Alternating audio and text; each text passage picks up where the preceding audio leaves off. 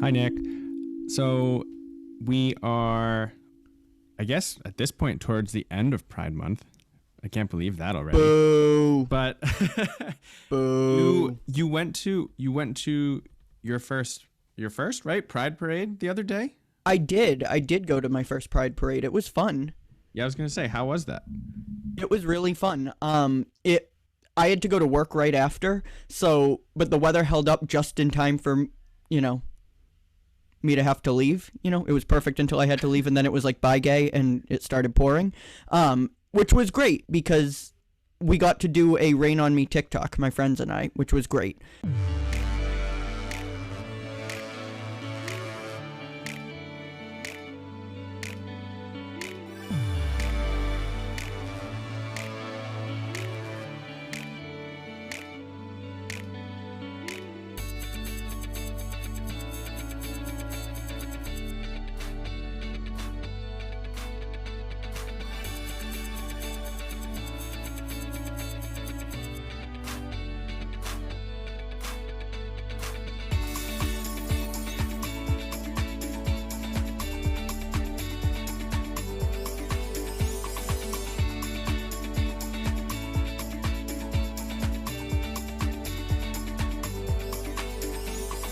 You look like you're struggling a little bit with your headphones. I'm all discombobulated today, but it's okay.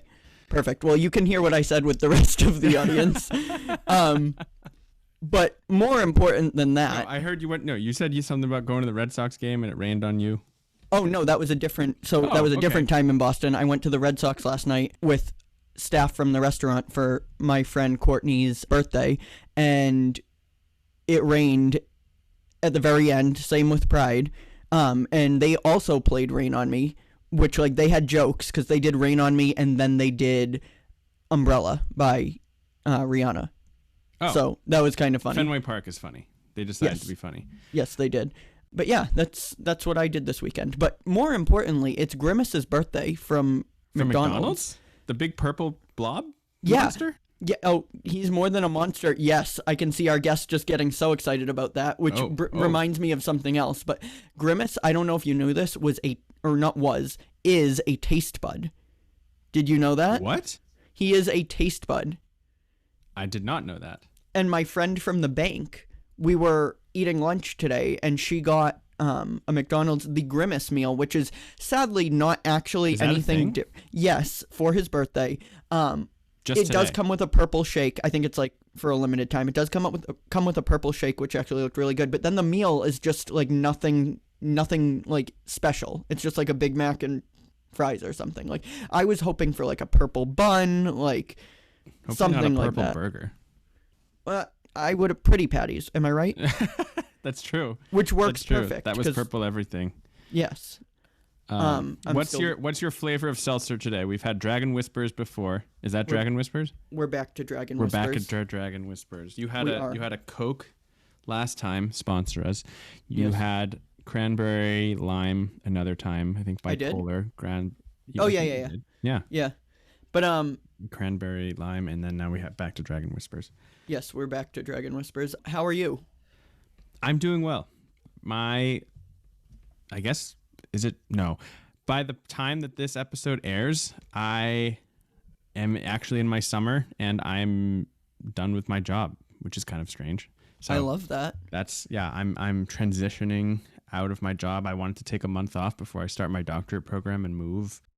So yeah, I'm excited for it, but also today I've started kind of feeling the bittersweetness of it because I was talking to one of my youths and I told them that next week is going to be the last time we meet, and they really looked heartbroken. But it's okay. It's good work, and they'll be in good hands. And yeah.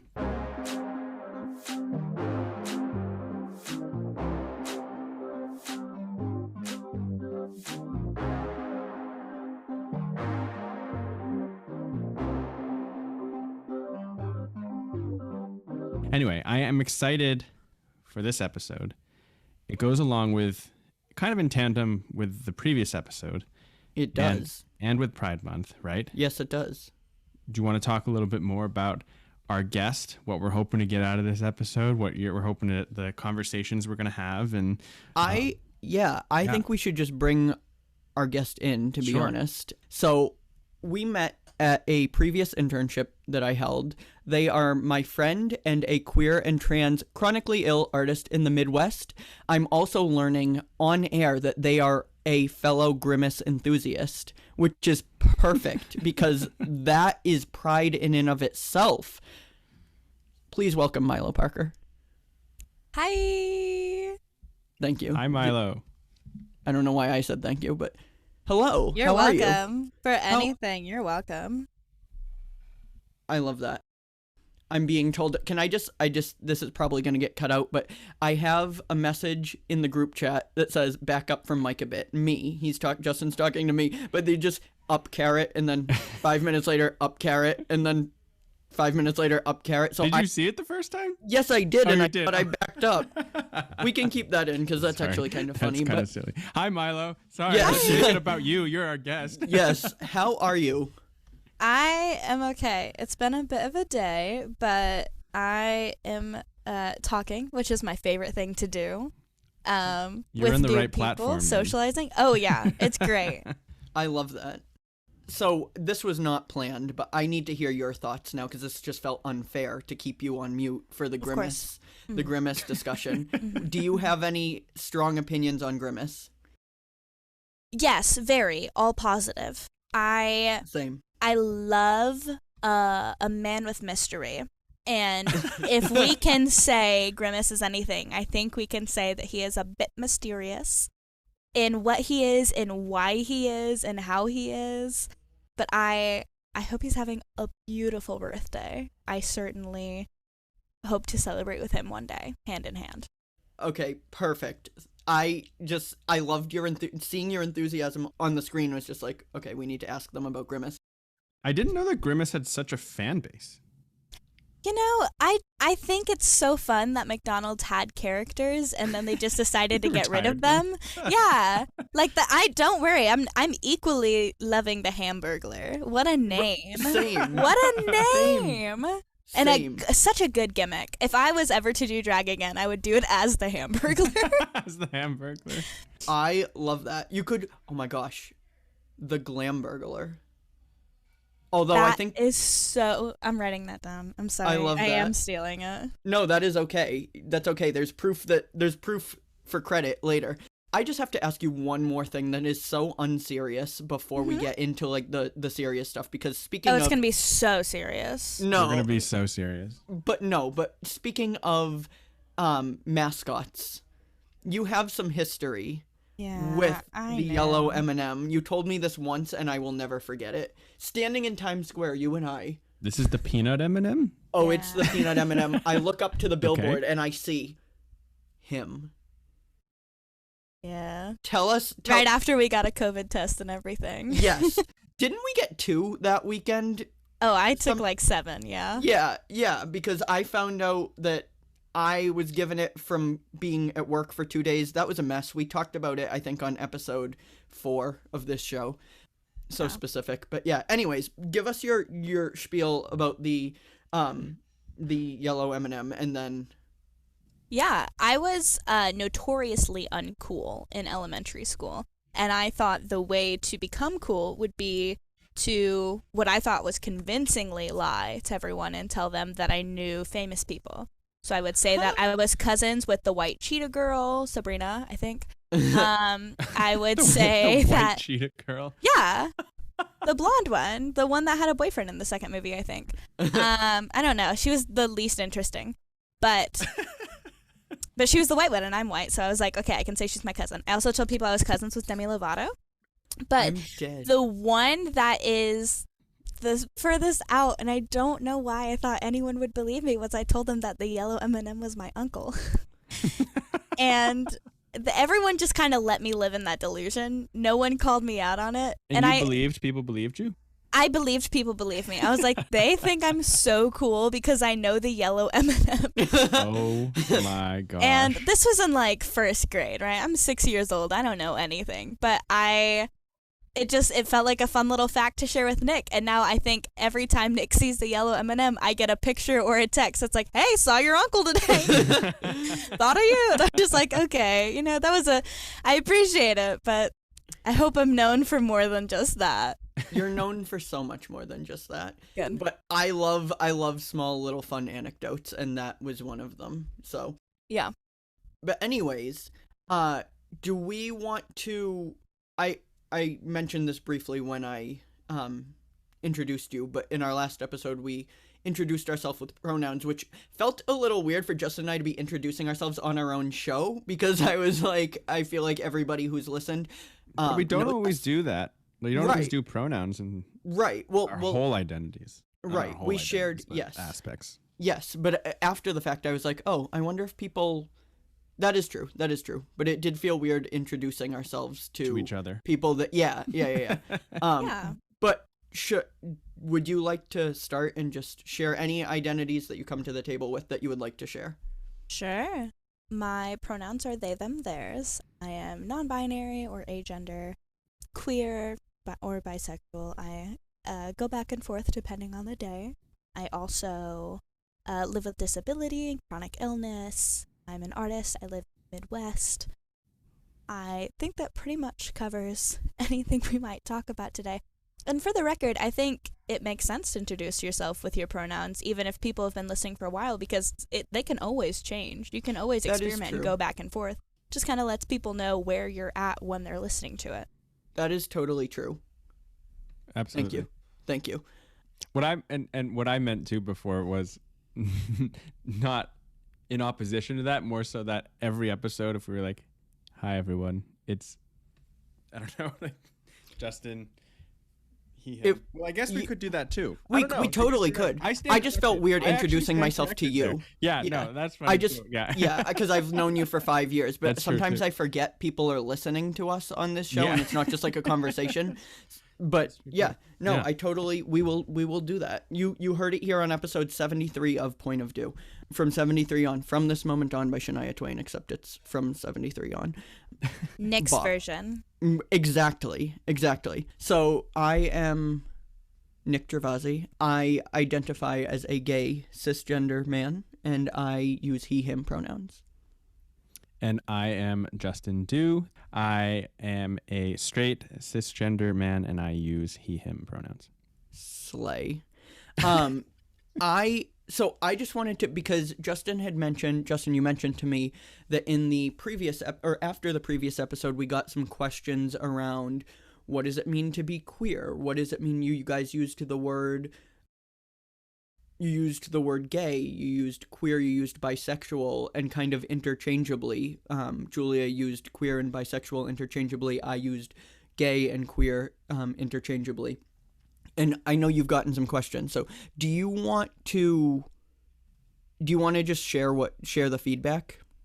I've received some feedback from the episode about just looking for clarification on definitions. So if you said you used the words queer and you used the words gay, and it sounded like they were pretty interchangeably. What does that mean? Is one more of an umbrella term than the other?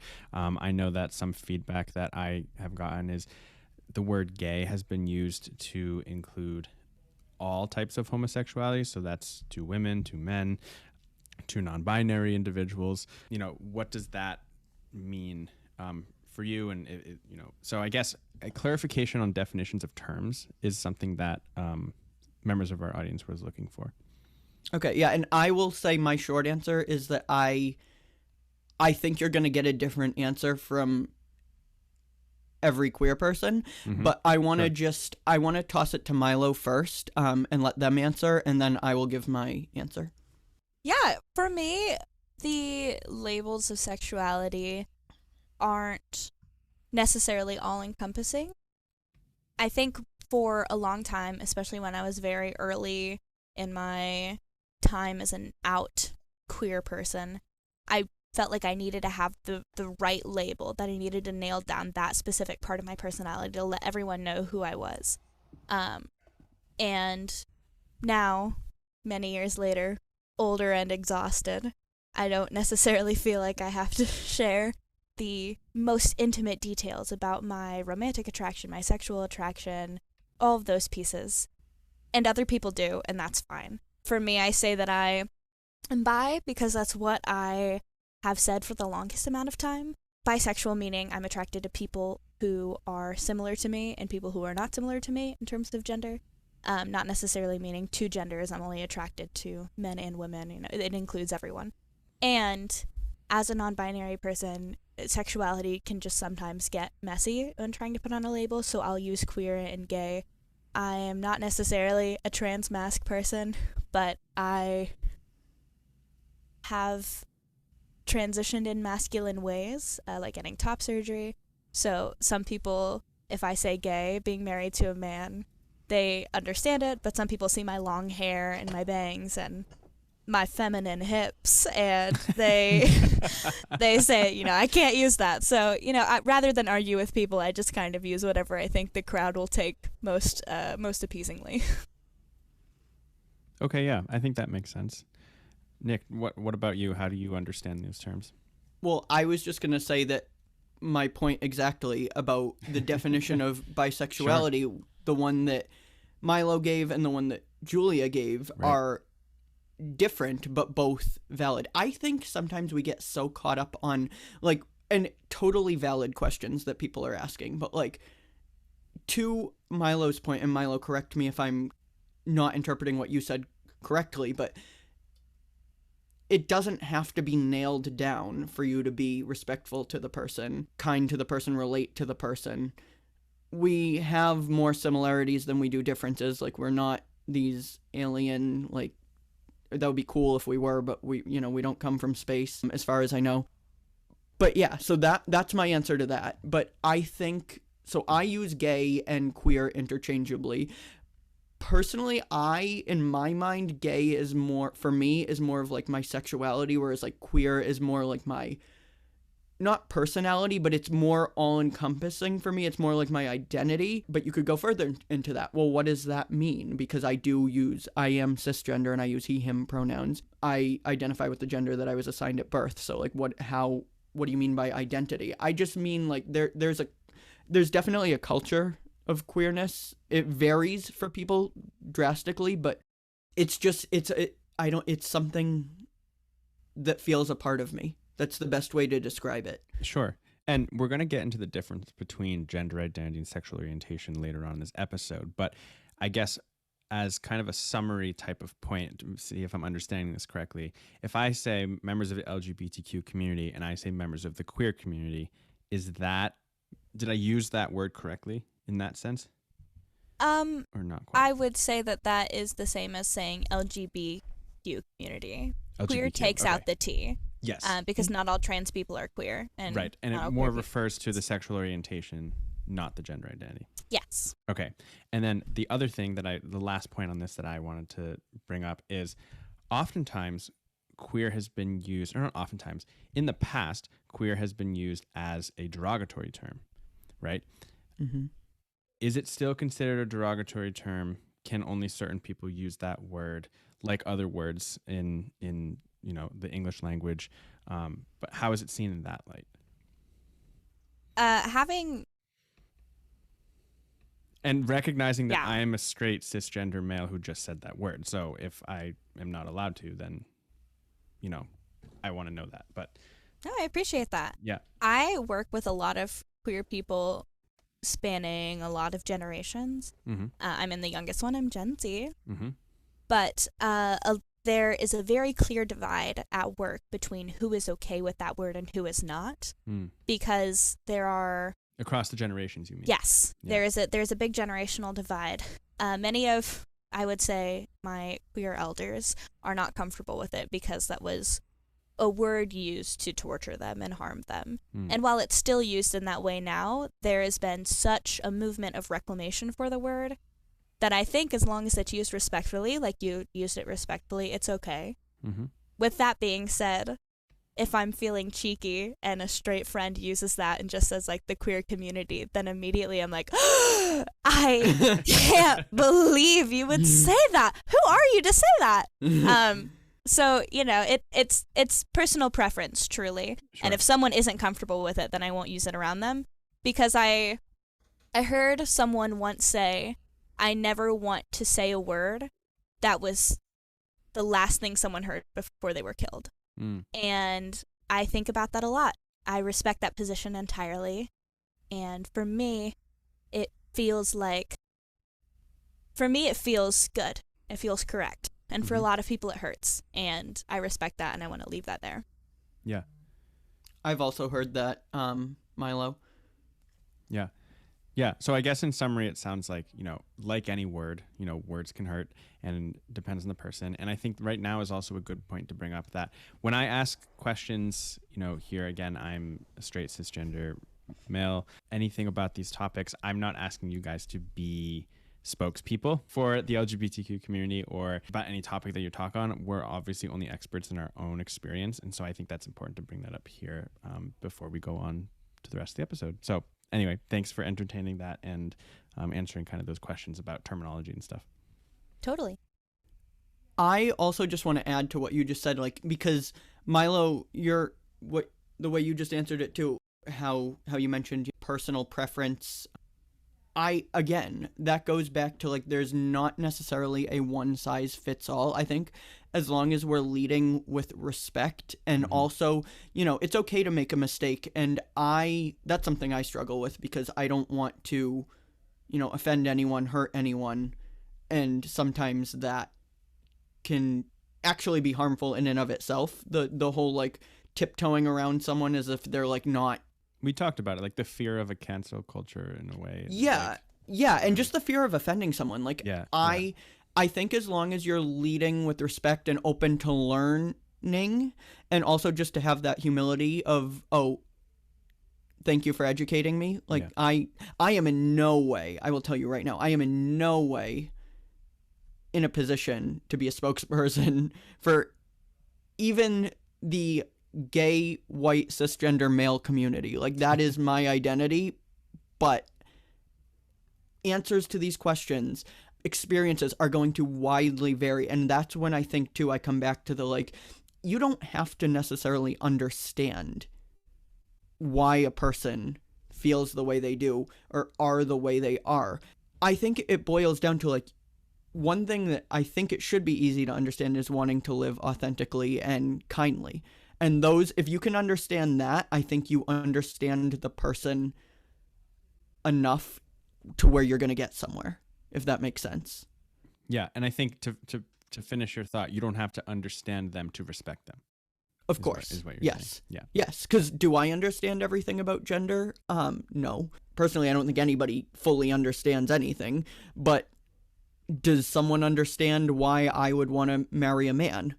You don't have to. As long as you just understand that you want to feel authentic yourself in the same way that you want to feel authentic, I want to feel authentic, I think that's really all you need to know to begin the journey of understanding, I guess. Absolutely. Yeah, I think that makes a lot of sense. Lead with respect. Yes. So we talked a little bit about what gender means to you, Milo, from a non-physical standpoint. Would you like to talk about your recent surgery that you had? And I'm honestly, we can absolutely talk about as much as you want in terms of the process, but I'm really interested in knowing what life post-top surgery has been like, because I feel like you just often hear oh, it's great, I feel like my more authentic self now, and that's it. That's kind of the one-liner that's on all of the headlines whenever a famous person is asked that's transitioned or has had gender affirming surgery. So I'm And if I curious. might ask to even be a little bit more explicit, is if you can explain what top surgery is.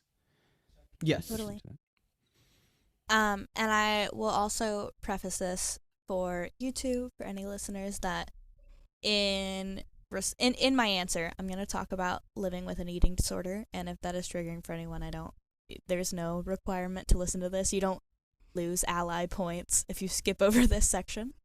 But I got top surgery in September, top surgery is a double mastectomy, so I no longer have boobs, and I even got 2 new nipples out of it, which is pretty crazy. I had a breast reduction and a back surgery combined in August 10th of 2020, and from there it took me, because I thought that was going to be the solution. I thought that my chest was just too big. If I take it down a little bit, then I'll be a little bit more comfortable. I don't need to,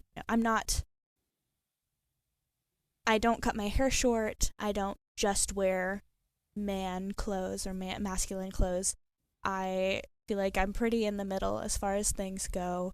But I thought it was a little bit too severe to just do the total mastectomy because I'm not completely transmasculine.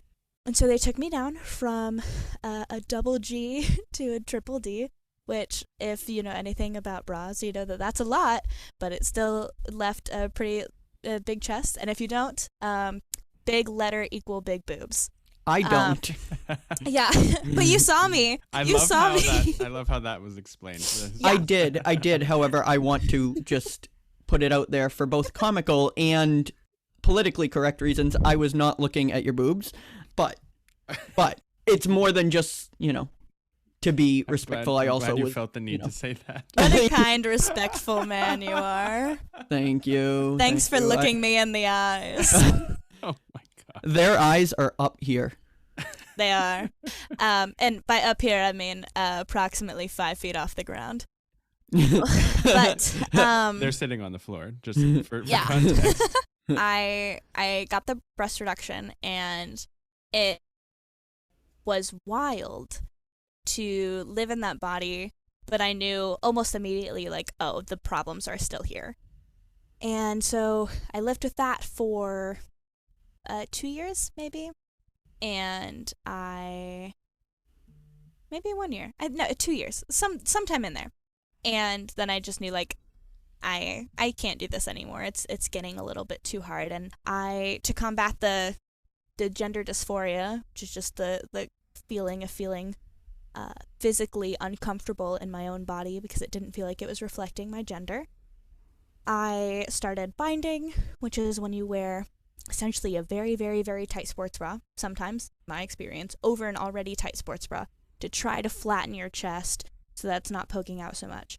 And it helped a little bit in terms of appearance, but it was so painful. And I already have back problems and chronic health issues and chronic pain, and it just was not sustainable. So got in touch with a surgeon where I live, and I went through the long drawn-out process of getting a consultation, waiting for them to schedule, and then there was a COVID spike, so they had to pause all quote-unquote non-essential surgeries because, so I was waiting for more months, and then they came back up, and then the wait list is so long because there are so many trans people here, and this is like one of the only surgeons that will do it, and it is just such a process.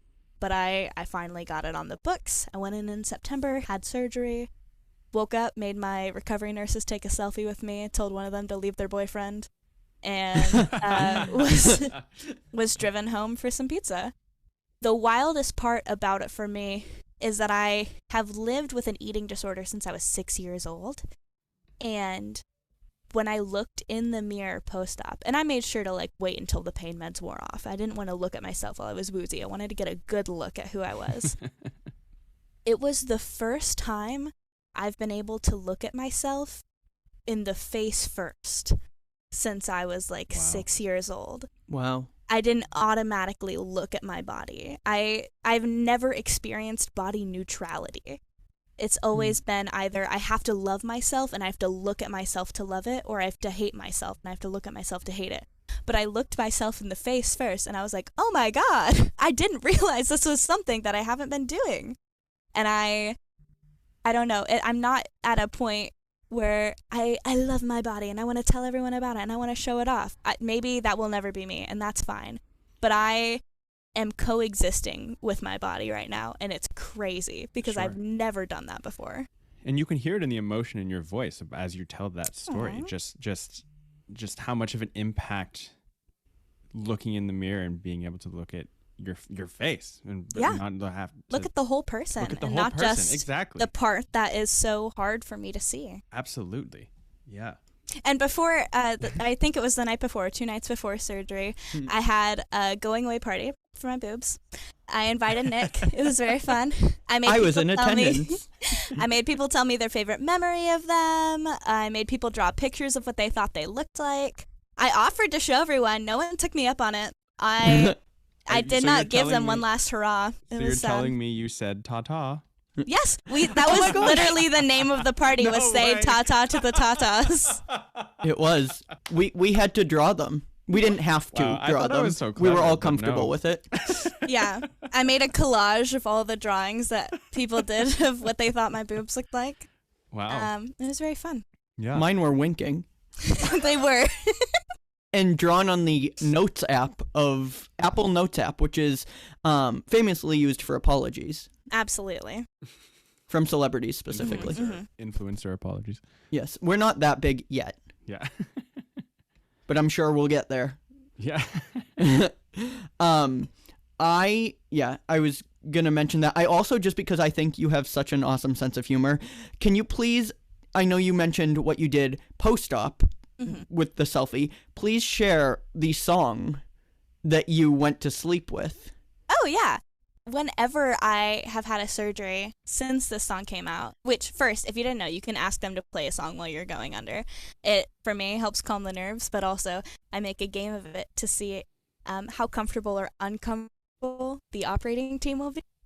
Because I make them play my favorite song in the whole world, and that is not facetious. Bedrock by Young Money. It came out when I was in like the 6th grade. And every single time I make them start the anesthesia as soon as the song comes on. And by Nikki's verse, which is the 3rd one, I'm fighting to stay awake. But it is so funny for me to imagine as I'm passing out, everyone's watching me try to say that verse. But yeah, Bedrock by Young Money is the best song ever created, and if you haven't listened to it, please, please, please do yourself the favor. I'm so excited for anyone to have that first experience.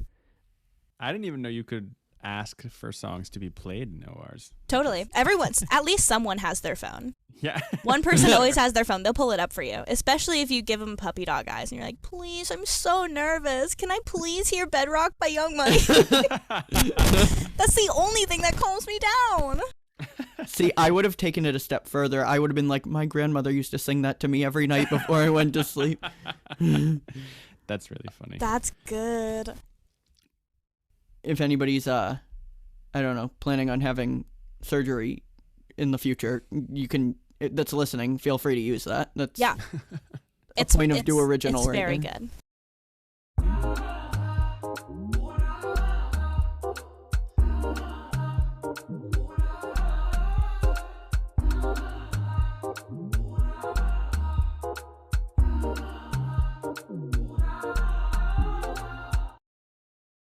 Milo, before we get any further into the conversation, I was wondering if I could ask a question that it might seem a little bit elementary, but I know that some people might have the same question. People who are unfamiliar with transgender issues and maybe just LGBTQ issues as a whole. So you say you identify as non-binary and as transgender.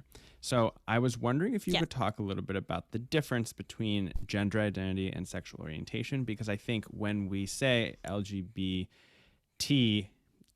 that includes, you know, the transgender piece, and oftentimes sexual orientation and gender identity get combined into one thing. So I was wondering if you could talk a little bit about the difference, what they mean to you. Sure. So sexuality is who I'm attracted to, or the people that I am with, and gender is who I am. I understand that gender identity in phrase makes sense, but because the word identity has been thrown around so much and people have taken to people saying this is my gender identity in a way that can be so rude, saying, okay, well, I identify as this inanimate object or as a mermaid. I just say that I am non-binary. I also would say I'm transgender because for me, transgender is not just trans man or trans woman. It's anyone that is transitioning away from the gender they were assigned at birth. I was assigned female at birth. I do not feel like a woman in most places. So I am outside of that binary as a gender, or just generally non-binary, as a not in the gender binary. Yeah. Okay. Yeah. Thank you for clarifying that. And I know that before For sure. we started recording, you did say that there is one aspect of your life that you do feel like you identify with the womanhood of this community. And just because last episode we talked about kind of the intersection between faith and sexual orientation, I was wondering if you could talk a little bit about that. Totally. So I am Jewish, and the only place I've ever felt a connection to womanhood is in Judaism, both as a religion and as a culture.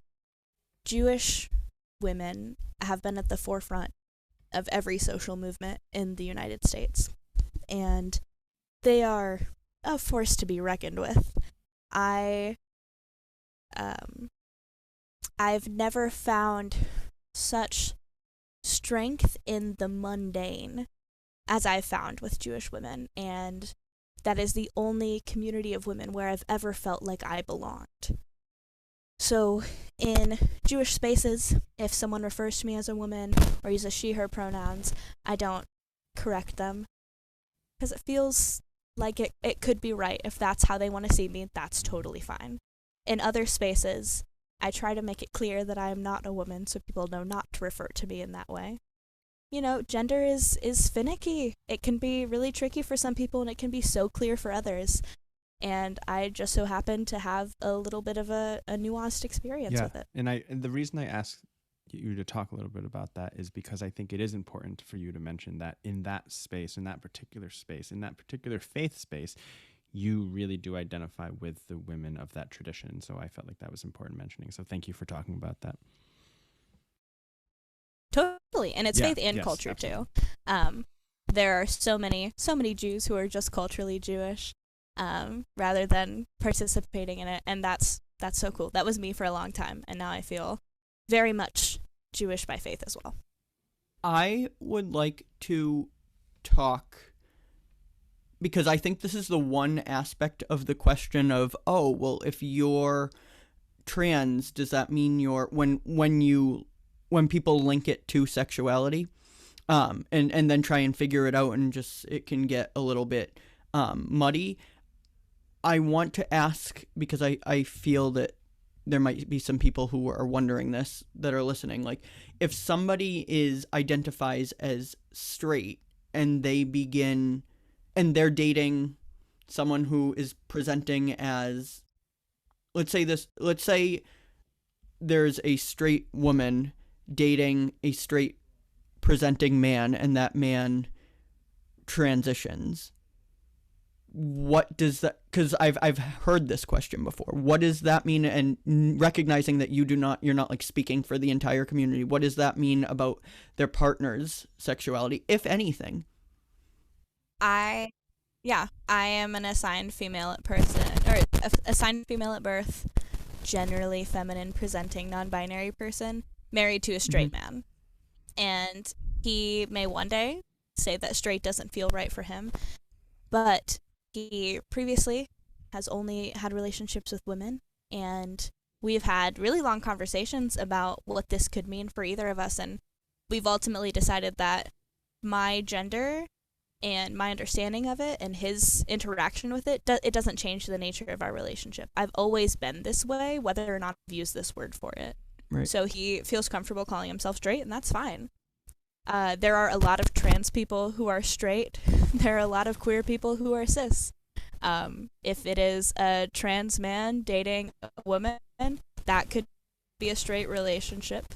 Or one of them could be bi or queer, and it can be a whole mix of things. But I would always say, approach the situation with curiosity. If you feel like it's any of your business, and ask. And if it's not any of your business, then maybe just sit with that. Well, thank you for answering. I love the ask them. I've never thought about it that way. I've never thought about, okay, well, ask the person, and that's my own. That's my own ignorance, really, because it becomes that's not necessarily your problem. That's their, and it's not that it's a problem, but that's their identity. I've never thought of it that way. I feel like, and I could be wrong, but in our culture, it always does end up, that question does always end up in the lap of the person who transitioned, not the person who is because those their partner. individuals don't apparently fit into the boxes that society has laid out for them. For sure. Yeah. I feel like it's why it's always, which box do we put them in? But in the matter of fact is we don't have to put them in any box. No one has to go in any box. Right. But I agree, Nick. I think it goes back to what we were saying at the beginning of the episode of ask them, personal preference. We were talking about terminology, the use of the words gay, the use of the words queer, even with this part of one's identity. I think it makes a lot of sense. But I'm right there with you. I never really thought about it that way either. Yeah, and honestly, and thank you, first of all, I know I already thanked you for answering the question, but also just for educating me on that. And again, I recognize that someone might have a slightly different answer or a totally different answer, but I really appreciate yours. Of course. Happy to share. I want to talk now, because this is something that you and I have connected on off air about, I will call it an imposter syndrome as queer people. Feeling as if, oh, well, that's not, like, I'm not really, we talk about not being a spokesperson, and that's also totally valid. We don't want to be, like, getting on a soapbox and saying, my community says this. But each person's identity, like, I do feel that everybody has a right to speak about their own person. So, do you want to talk about that a little bit? Do you want to talk about, like, your experience of, because I guess when I say imposter syndrome, I haven't really defined what I mean by that. Like, I say, like, oh, I'm not, this could come out in the form of, oh, I'm not gay enough to speak that way. Or I'm not, may not even be the right word, but I don't experience enough oppression to be able to speak that way. Mm-hmm. I mean, your identity is your identity. I just want to say that. Like, you can speak to I think as long as you're speaking with a caveat of, this is my experience,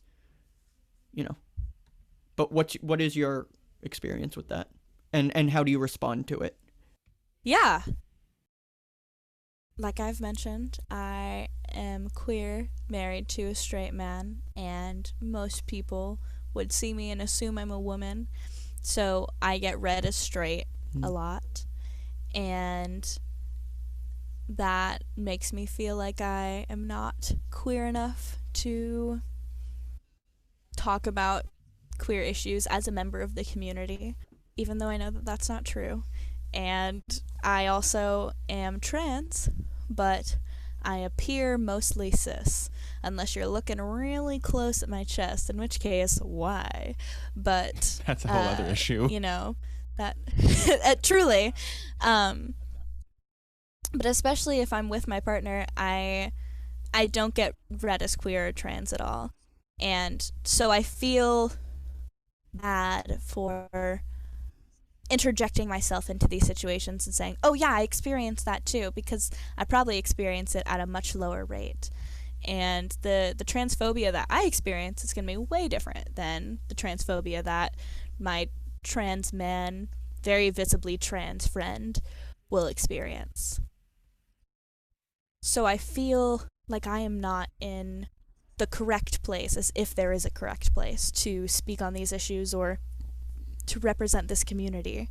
And that's the imposter syndrome, is just trying to, convince myself that I am queer enough, I am trans enough, whatever that means. And that is an ever changing definition that only I am placing on myself. Right. So hearing you say that, when we spoke about it off air, was kind of surprising to me, because I don't want, and I'm not saying this as like, oh, I always saw you for who you are, like I saw you as your authentic self, but our relationship, that was something that you introduced yourself to me with. So that was a very clear part of your identity or how I perceived you. So it was very surprising to me, but it makes total sense, especially with the explanation that you just gave. I feel similarly when I'm like, some people, say that I can't hide it. I believe that there are spaces that I can, but that's, I guess, up to personal interpretation and also someone's willingness to be blunt and rude, frankly. Yeah, no, that's in a similar way. Like if you can present as straight, that's a privilege. In cisgender, that's a privilege. Yes, and it has the potential to take away from someone's humanity. Agreed. So I get the privilege of appearing straight, Mm-hmm. but I don't get the privilege of being seen for who I am. Correct. Yes. And people will have varying levels of problems with those. For me, it was a lot worse when I was newly out. I had a full panic attack to my roommates at the time before I started dating my current partner, because I knew that people weren't going to see me as queer anymore. And that's exactly what happened. I was the vice president of my university's LGBTQ Student Alliance, and I got kicked out, actually. Wow. Because they were like, well, you're actually straight, which is so silly. That's not how it goes at all. That's not how it goes, but whatever. Yeah, no, that's wrong. And I'm sorry you experienced that. But it built character. But yes, I do want to affirm what your and there.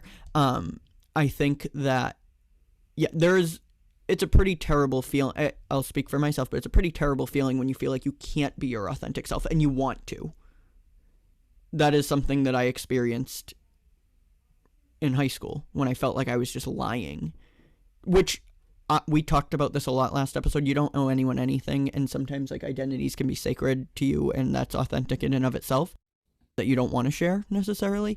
But when you do want to share it and you feel like you can't, and you feel like you're not telling the truth that you want to tell, that's a very difficult thing to experience.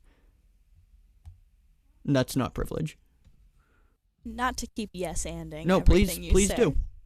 I think it's also important to point out that you don't owe it to yourself either, even if people tell you that. There's no obligation to come out or to figure out the nitty-gritty details.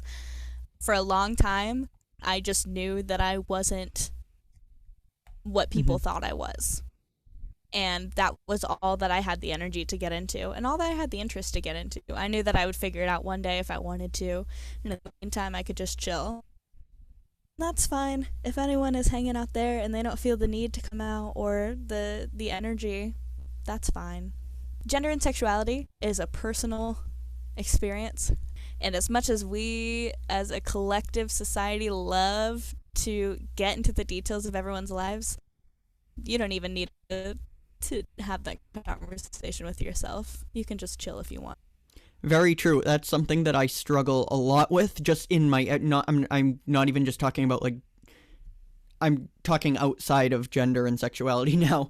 I am very much like the like, if you want to get to like the bare bones of what OCD is, it's a need for certainty, and if you can't get that good certainty, you'd prefer, I mean, I wouldn't prefer the bad certainty like on a, just opinion level, but your brain kind of prefer, if it can't get certainty, it's going to go to the like of the good, it's going to get certainty of the bad.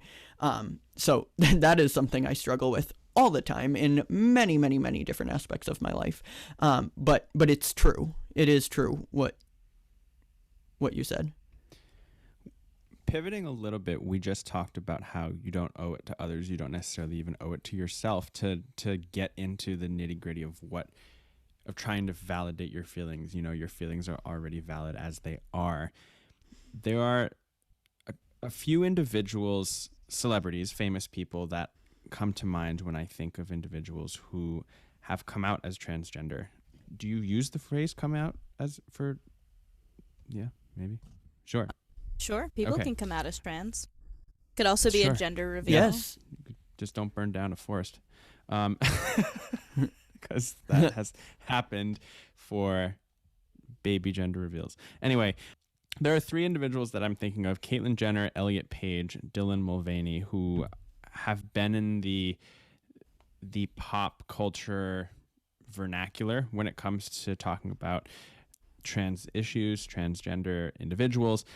And these individuals transitioned very much in public.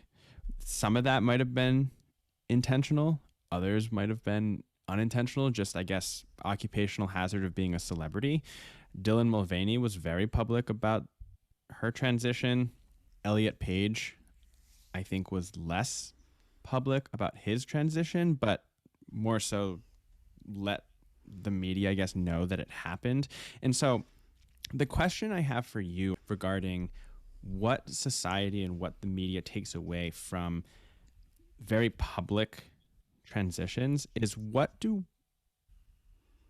we get right and what is there lacking in terms of the perception of how these stories are told and whatnot? That's such a good question because it can be answered so many different ways.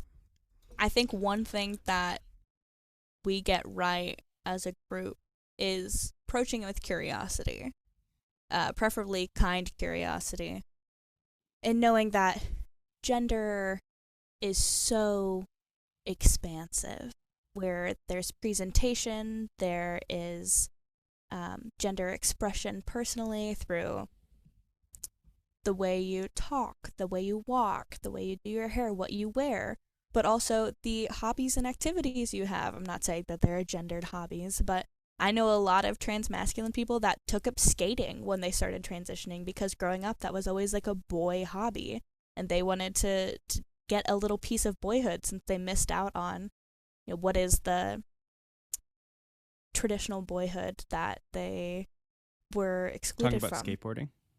Skateboarding, yeah. Yes, skateboarding or longboarding. One thing that I think we at large get wrong is being too needy for details. I think a lot of trans people that I know have had many, many moments in their transition where they don't know the answers and they don't know why they want to do a certain thing or why they feel a certain thing, or they just kind of want to test the water, see if this might feel right, this style of dressing, this new presentation at large, this name. But because people are putting so much of their lives on the internet, I feel like it is a very common reaction to just ask for more and more and more and ask for the personal details. A lot of people love to ask really invasive questions of trans people, asking if they've had the surgery, or asking, you know, oh, are you going to change your name? Oh, does this mean that you do this thing? So are you now their brother? Are you still a sister? What's that look like? And I would just encourage people to allow the trans person to disclose what they're feeling and to ask questions with curiosity. But like I said earlier, if it's none of your business, you know, let them tell you if they want. Or ask if you can ask a question about their body. Let them decide that first. Let them have some kind of autonomy over the situation. Empower them versus the other way around. Yes. Which is what we tried to do before. You didn't hear this, but before this episode, we asked Milo, like, is this okay to talk about what's off the table, what's on the table? We just didn't think that would be exciting content for people. That's like behind the scenes content to be like, you know.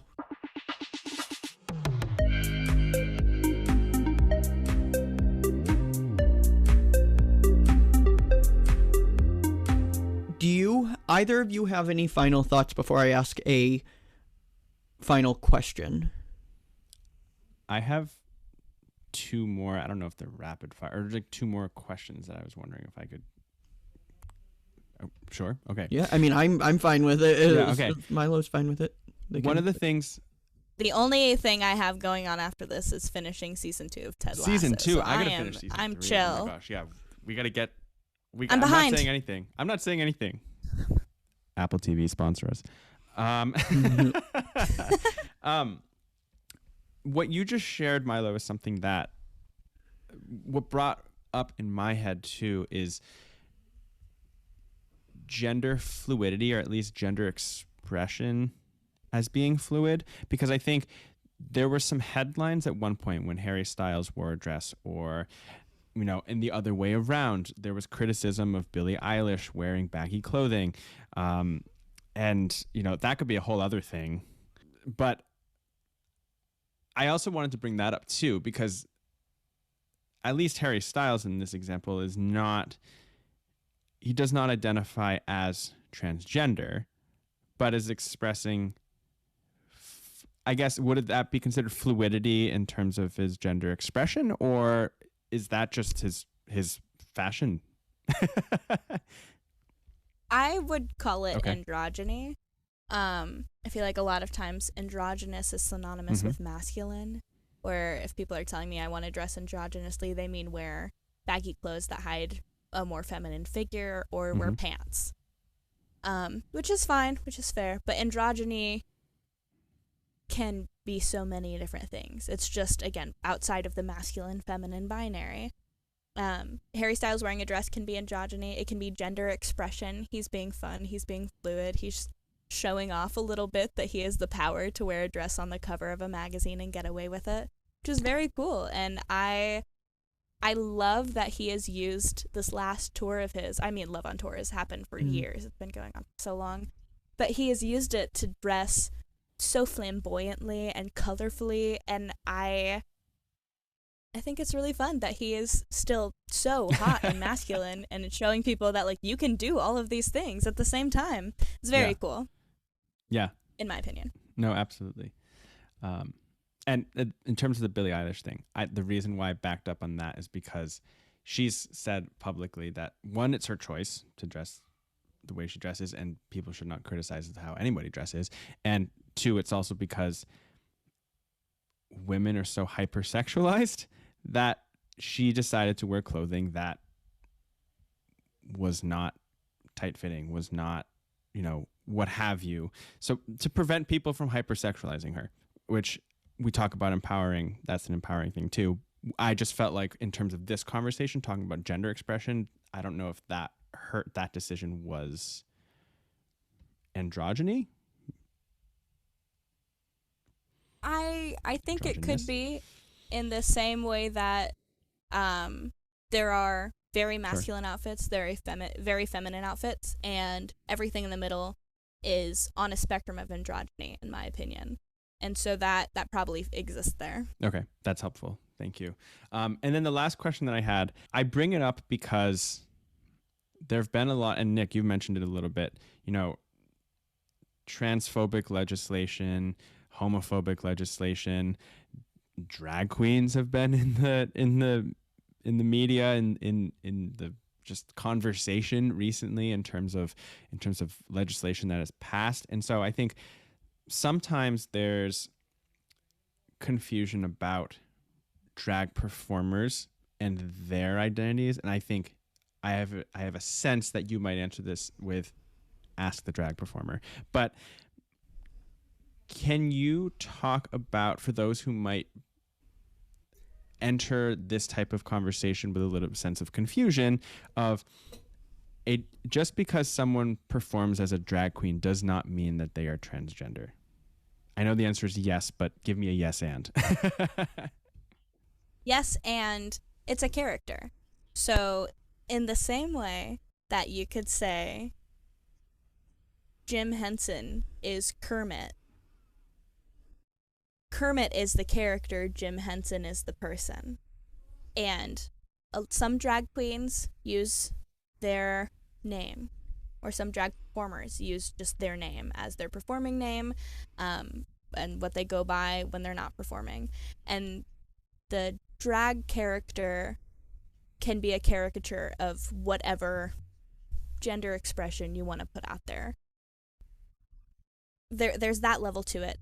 But when I'm talking about Kermit, I'm going to be referring to the character, even though I know Kermit's voiced by Jim Henson. He's puppeteered by Jim Henson. I'm talking about the Muppets, if you're unfamiliar with the Muppets. I love them. And so I know there is no Kermit, right? Well, don't tell the kids. Or me if I'm a little intoxicated. She starts talking to Kermit. They start talking to Kermit. My apologies for... And I want to bring that up too. I just made a mistake with the pronouns that you go by. And Nick, I know you said, yeah, I have a couple questions. Any final thoughts before I ask the last one? But just because I made that mistake, I want to point that out. I don't know if there's a question here, but I was kind of waiting to. Yeah, like we talked about entering these types of conversations with a growth mindset, being open to learning. I'm trying not to be closed-minded, trying to be open-minded. I mean, admittedly, in this moment, I'm embarrassed that I made a mistake with your pronouns. But when this happens, how do you suggest for those out there who might really have good intentions with trying to, identify and use pronouns that people want to use, preferred pronouns? How do people, mistakes will happen, I'm sure. I don't really, this is not eloquent, but like you kind of get what I'm saying. I just want to first off, I'm saying I'm embarrassed to make a mistake. I'm sorry. That's okay. You're learning. So 3 things to this. 1, I don't have preferred pronouns. I just have pronouns. Okay. It's not a preference. Okay. It's what I use. Some people might like the phrase preferred pronouns. I don't, because it makes it feel like if you don't use them, it's not totally wrong. And it is. 2, best way to deal with it is to just say sorry and move on. If you feel like you need to pull the person aside later and apologize again, that's on you. But speaking as a person who gets misgendered on the daily, I don't have time for every single person to pull me aside and make a whole thing of it. But more than just pronouns, you and I just met, Justin, so that makes total sense that we don't know each other yet. It is not foreign or unfamiliar to me to forget someone's name, so to forget my pronouns is understandable. But I will say that the biggest thing that I deal with when I get misgendered in this way is that people are thinking that, oh, I just said the wrong word, that's the only thing I did wrong, when actually what they did wrong was they decided I was a woman, but I was a woman that used different pronouns. Right. And so they're trying to remember the new word rather than just seeing me how I am. And I'm not saying that's your position, but I think for people who are trying to figure out how to recover, if you will, in these situations, it's also really important to just take a look and think, am I still categorizing them as something they're not? Or are you seeing them for their full personhood? No, and I appreciate that, because I do want to reiterate, and, not just for my own reputation, because honestly, I brought up the 4 Fs in this show, so my reputation's down the gutter anyway. But no, but in all seriousness, I wanted to bring that up because that was a genuine, true reaction. You heard my hesitation. You heard my genuine embarrassment. You're a guest on our show, a show that I'm a part of, and so I want you to feel like you are seen as you are, and I want to see you, and I do see you as you are. And so I just felt like that was important to bring up because it was a very genuine mistake, but also it was a learning experience for me. And so I appreciate you being so kind and guiding me through that, even though it's, again, not your burden at all. But no, and I appreciate you letting me explain how to respond for a person who might be going through this. I have had a lot of other interviews or conversations with people where it's happened and they've edited that part out. Mm-hmm. Just, they've said for my comfort, but also it just makes them look good, and it leaves people who are in this position without a reference on what to do.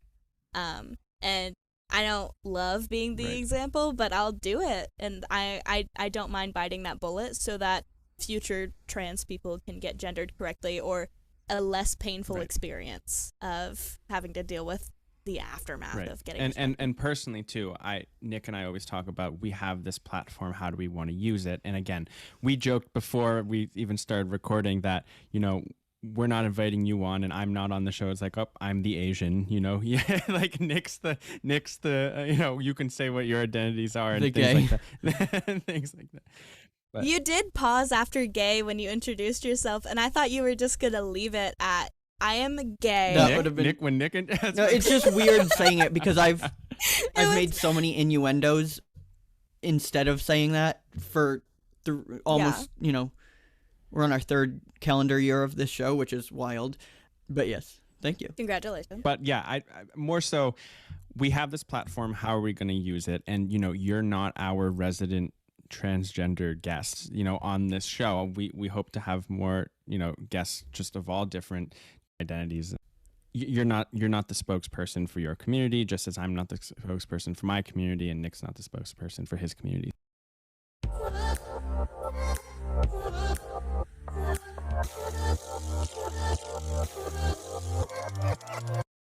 I'm gonna embarrass you one more time because I'm also embarrassed. No, it's not actually bad. We forgot. We asked every guest on our show, if you were a fruit, what fruit would you be and why? This is something that is very important to us. We keep a tally. Everybody has different answers or different explanations, and they're very interesting. So, Milo, the floor is yours. I thought this might be a special episode because it no. wasn't asked. No. I'm so excited. All guests. I prepared an answer. You would have gotten a phone call if you would have been if we didn't ask that. Into a future episode if we didn't get. Thank you. I would be a clementine, because personally I'm a cutie. Ooh. Oh, I love that. That's a great answer. That's a good. And I love a brand. I also dye my hair orange, so there's that too. Simple, great answer. But yes. Relevant, Thank logical. You. I'm a cutie. It was very good. I love that. We rarely, although I did say this to our last guest too, we rarely have short and to the point, like matter-of-fact answers for that question. So it's impressive when someone comes with one. Yeah. I prepped it. I love that. Again, we can tell the listeners I did from my the research. non-listeners. Yes. Milo, do you have any, I know we've been talking about final thoughts for half this episode, but do you have anything that you want to share that you haven't yet? Oh, that. Sorry, you started screen sharing. I got confused. I will say that my experience is very unique. It's not even just unique to being, a queer trans Jew that is white in the Midwest and also does these things, but it is very much a personal experience, and I wouldn't dare to speak for other people. Honestly, even when asked, I prefer that everyone speaks for themselves so that they could be properly understood.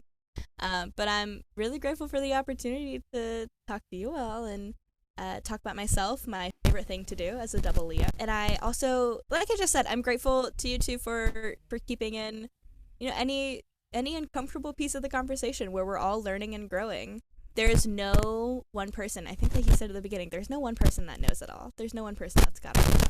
And I appreciate your, not even humility, but eagerness to show that you are actively learning. That's all. Thank you.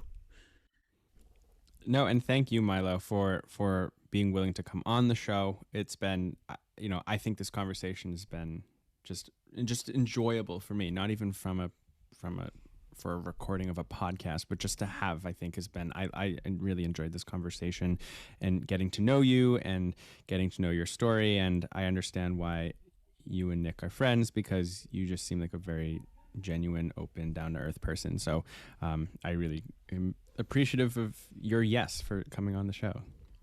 Your yes and no, I'm kidding. Yeah, really, your yes and. I will never turn down a yes and. Did you happen to do improv ever? Yeah. Can you not tell that by the everything about me? I almost went to school for musical theater. I've done improv. And I've made a lot of coworkers do it with me too, under the guise of it'll help you get more assertive or public speaking. Really, it was just so I could show off in front of someone I know. I love that. I love that. Well, thank you both for this conversation again. I think it's really important that we have these conversations, and I just think in general, whether it be Pride Month or not, they're important conversations, essential to have, I think. So thank you again, Milo Parker. Thank you, Nick. My name is Justin, he, him. And I'm Nick Gervasi, he, him as well. And you can reach us at our email, pointofdewpodcast@gmail.com, and on our socials, Instagram, Facebook, and TikTok at pointofdewpodcast, or on Twitter at pointofdew. If you enjoy our show, make sure to follow the podcast and give us a rating or review wherever you get your podcast, or share us with a friend or family member. We really appreciate it and are truly grateful for your support. As always, we hope you have a wonderful 2 weeks. Thank you for listening, and until next time. Follow Milo_made on Instagram to see their incredible art. H. Stay.